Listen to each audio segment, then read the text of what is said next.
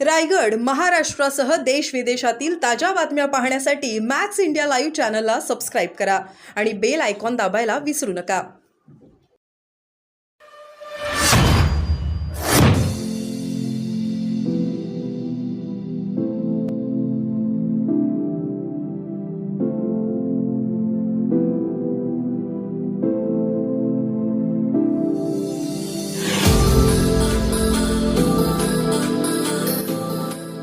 दीदी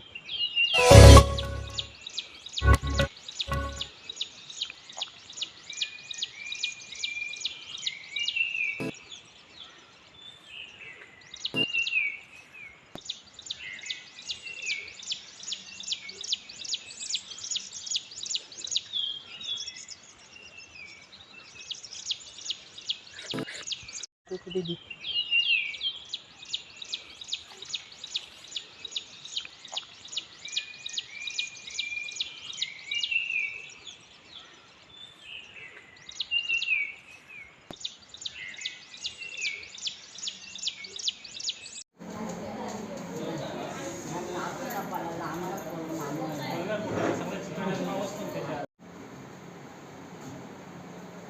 आणखी तुम्हाला कोण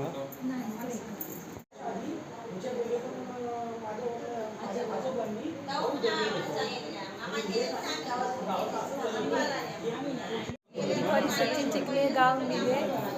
मी आशा सेविकेचं पण काम करते.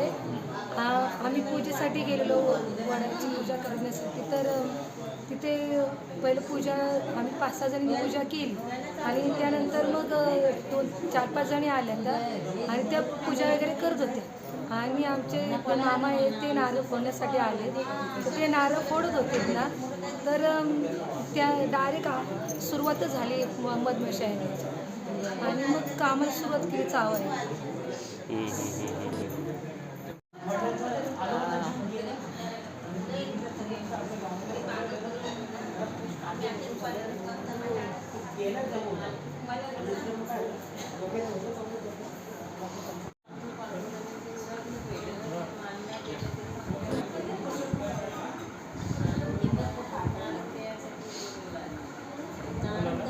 शेतामध्ये बांध बेणीत होतो.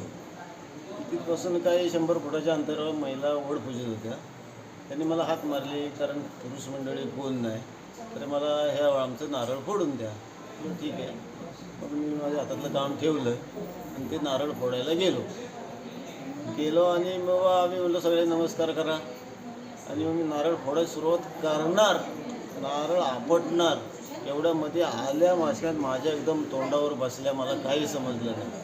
आत्ता म्हणलो माश्क्याला, मग ह्यांना म्हणलो तुम्ही पळा येतो. बरं पळायचं ते रानोमाळ पळायचं नाही. मी लगेच तिथून उडी मारली. पाहताना उड्या मारीत मंदिर आहे जवळ. तर म्हणलो मंदिरामध्ये तुम्ही चला. मग सगळ्यांना मंदिरमध्ये कशा तरी भरल्या. तोपर्यंत मला आणखी भरपूर माश्क्या निघाल्या चावल्या. मग त्यांना मंदिरात भरल्यानंतर दार लावून घेतलं. मग काही माश्की आतमध्ये आली नाही माश्की. आणि मग काय अवस्था बेकार. सगळ्या मंदिरात लोळतंय, कोण बोलतंय.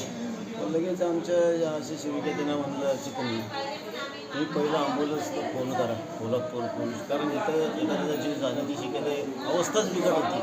कारण महिला किती सहन करणार हो. त्यानंतर मग आम्ही मंदिरमधून ॲम्ब्युलन्स यांची गेली. हे आमचे तरुण मंडळी जी गावातली त्यांनी धाव घेतली. त्यांनी आम्हाला फार मोठं सहकार्य धावपळ करून